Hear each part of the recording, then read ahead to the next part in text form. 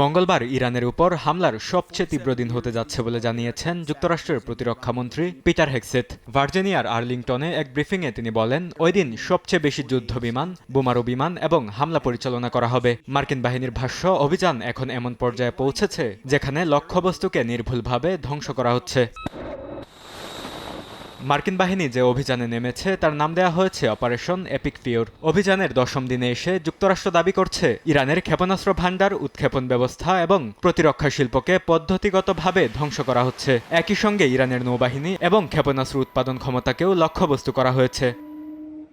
ওয়াশিংটনের দাবি, সাম্প্রতিক হামলায় দুর্বল হয়ে পড়েছে তেহরানের আঞ্চলিক মিত্ররাও।